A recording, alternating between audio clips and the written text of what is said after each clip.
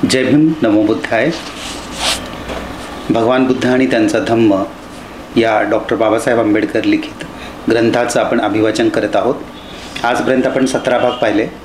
17व्या भागात आपण पाहिलं की 6 वर्ष अतिशय कठोर अशी तपश्चर्या केल्यानंतर तथागत गौतमाला हे ज्ञान होतं की शरीराला क्लेश देऊन काही उपयोग होणार नाही, तर मनसामर्थ्यावरती आपल्याला ज्ञानप्राप्ती करावी लागेल.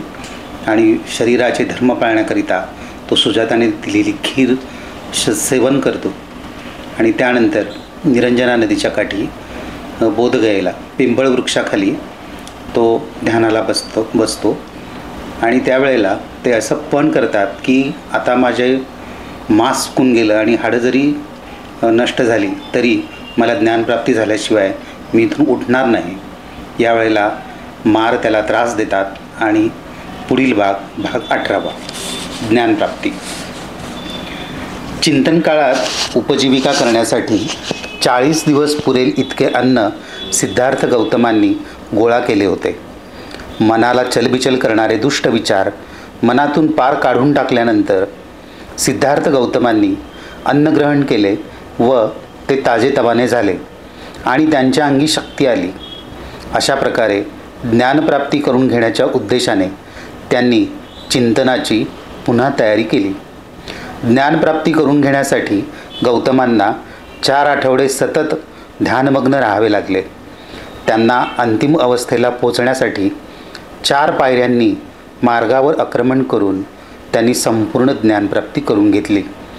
पहिली अवस्था वितर्क आणि विचारप्रधानतेचा संयोग होती. त्यांच्या एकांतवासामुळे ही पहिली पायरी गाठण्यास त्यांना मदत झाली. दुसऱ्या अवस्थेत त्यात एकाग्रतेची भर पडली.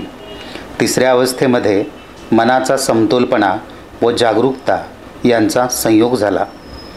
चौथा व शेवटच्या अवस्थेमध्ये मनाचा समतोलपणा आणि पवित्रतेचा संयोग झाला. त्याचप्रमाणे जागरूकतेचा आणि समचित्ततेचा संयोग झाला.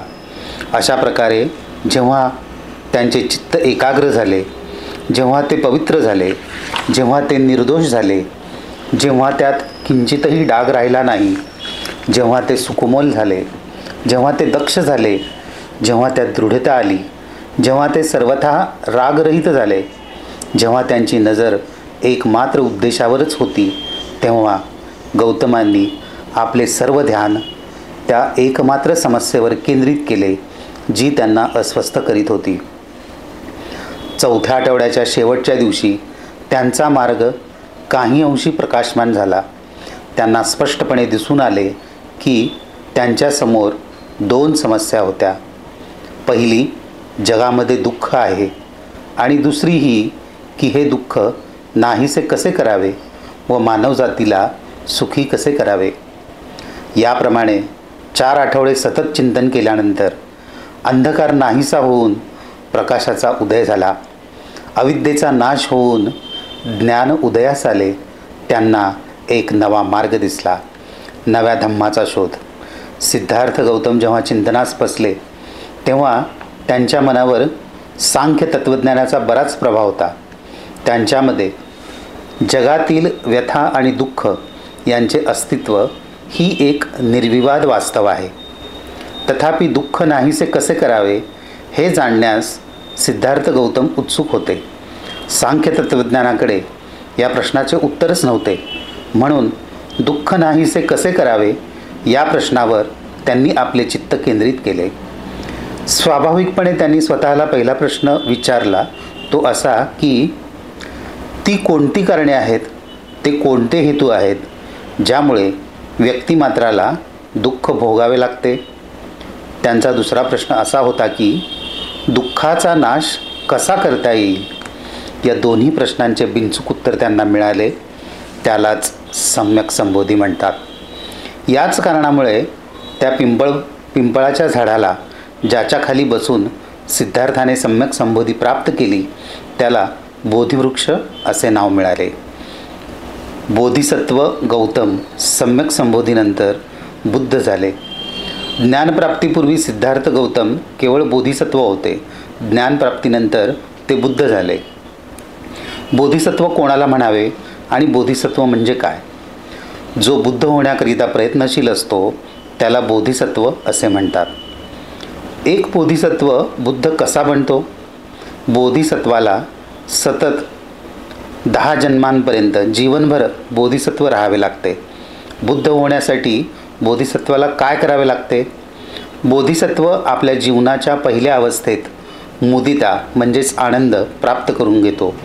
सोनार ज्याप्रमाणे सोन्या चांदीतले कीट काढून टाकतो त्याप्रमाणे बोधिसत्व आपल्या मनातील अशुद्धता काढून टाकून या गोष्टी स्पष्टपणे पाहतो की पूर्वी अविचारी म्हणजेच प्रमादी असलेला पण पुढे विचारी अप्रमादी बनलेला मनुष्य ढगातून बाहेर पडलेल्या चंद्राप्रमाणे जगाला प्रकाशित करतो. जेव्हा त्याला या गोष्टीचा बोध होतो तेव्हा त्याच्या मनात मुदिता उत्पन्न होते म्हणजे आनंद उत्पन्न होतो आणि त्याला सर्व प्राणीमात्राच्या कल्याणाची तीव्र तळमळ लागते.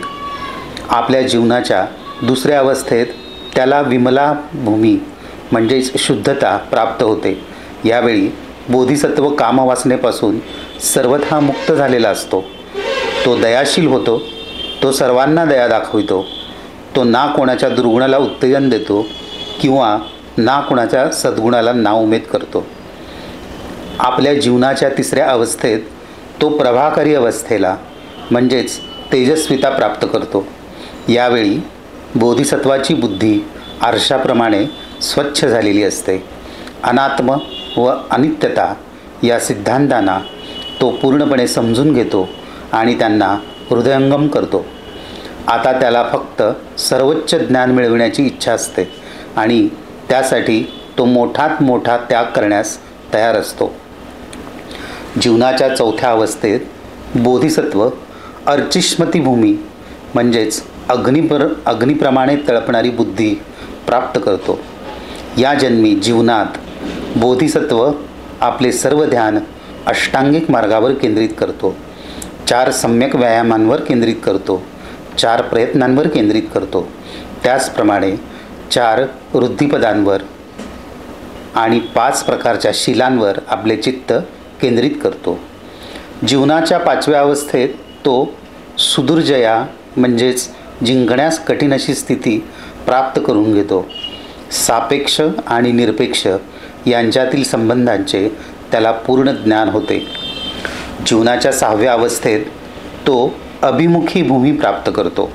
या अवस्थेत पदार्थांची उत्क्रांती आणि तिचे कारण व त्यांची 12 निदाने यांना पूर्ण आकलन करण्याची त्याची तयारी झालेली असते आणि अभिमुखी नावाच्या त्या ज्ञानामुळे अविद्येने अंध झालेल्या सर्व प्राणीमात्रांविषयी त्याच्या अंतःकरणात असीम करुणा उत्पन्न होते. जीवनाच्या 7व्या अवस्थेत बोधिसत्व दूरंगमा म्हणजे दूर जाणे ही अवस्था प्राप्त करतो. बोधिसत्व आता दिक्काळातील बयाँड टाईम अँड स्पेस असतो. तो अनंताशी एकरूप झालेला असतो. तथापि सर्व प्राणीमात्रांविषयी वाटणाऱ्या करुणेमुळे त्याने आपले नामरूप अद्यापही धारण केलेले असते. एका बाबतीत मात्र तो इतरांच्यापेक्षा अगदी निराळा असतो. तो असा की कमलपत्रावर ज्याप्रमाणे पाणी चिकटून राहत नाही त्याप्रमाणे जगाचा मोह त्याला चिकटून राहत नाही. तो आपल्या सहचरांविषयीची तृष्णा शांत करतो. तो दानशील होतो. तो क्षमाशील होतो. सहनशीलता, व्यवहार चातुर्य, ऊर्जा, शांत स्वभाव, बुद्धी आणि सर्वश्रेष्ठ प्रज्ञा यांची तो जोपासना करतो. या अवस्थेत असताना त्याला धम्माचे ज्ञान होते आणि लोकांना समजेल अशा रीतीनेच तो त्याची त्यांना ओळख करून देतो. आपल्या व्यवहार चातुर्याने आणि सहनशीलतेने वागले पाहिजे हे त्याला कळते. लोकांनी त्याला कितीही त्रास दिला तरी तो शांत वृत्तीने त्रास सहन करतो. कारण केवळ अज्ञानामुळेच लोकांनी त्याच्या हेतूबद्दल गैरसमज करून घेतलेले आहेत हे त्याला कळत असते. परंतु त्याचवेळी प्राणीमात्रांचे कल्याण करण्याविषयीचा त्याचा उत्साह यत्किंचितही कमी होत नाही किंवा प्रज्ञेकडे तो पाठ फिरवित नाही. म्हणून कितीही संकटे येवोत त्याला सन्मार्गावरून कधीही दूर करू शकत नाहीत.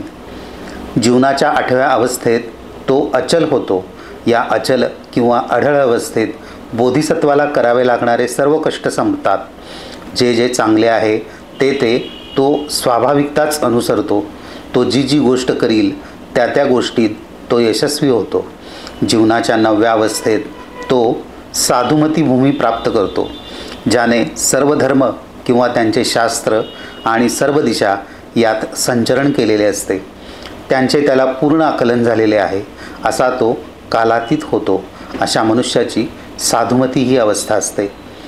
जीवनाच्या 10व्या अवस्थेत तो धम्ममेधा होतो. बोधिसत्वाला बुद्धाची दिव्य भव्य दृष्टी प्राप्त होते. बोधिसत्व हे 10 सामर्थ्ये म्हणजेच दशबल प्राप्त करून घेतो, कारण बुद्ध होण्यास त्यांची आवश्यकता असते. बोधिसत्वाची येणेप्रमाणे स्थित्यंतरे होत असताना त्याने ही 10 सामर्थ्ये तर मिळवलीच पाहिजेत. इतकेच नव्हे तर त्याने 10 पारमितांचाही परिपूर्ण अभ्यास करून त्यांचे पूर्ण पालन केले पाहिजे.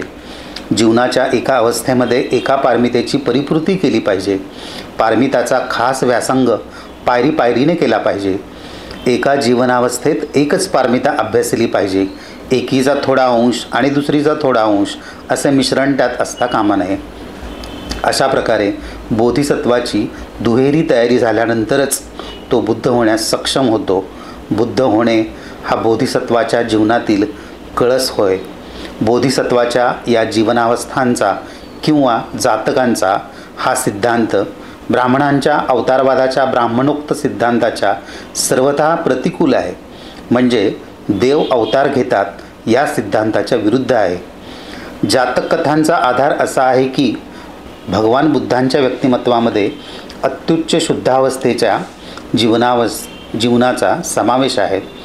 अवतारवादानुसार देवाच्या जीवनाची घडण ही पवित्र असायची आवश्यकता नसते. ब्राह्मणी अवतारवादाचा ब्राह्मणोक्त सिद्धांत केवळ एवढेच सांगतो की ईश्वराच्या अवताराचे आचरण अतिशय अशुद्ध आणि अनैतिक असले तरी त्याला केवळ आपल्या अनुयायांचे म्हणजे भक्तांचे रक्षण करणे एवढेच कार्य असते. हा सिद्धांत की बुद्ध होण्यासाठी बोधिसत्वाला प्रथम अशा 10 जीवनावस्थेतून जाणे आवश्यकच आहे, अशा तऱ्हेची जी अट आहे तिला कोठेही तोड नाही. दुसरा कोणताही धर्म आपल्या संस्थापकाला असल्या कसोटीला उतरण्याचे आव्हान देत नाही. धन्यवाद. जय भीम.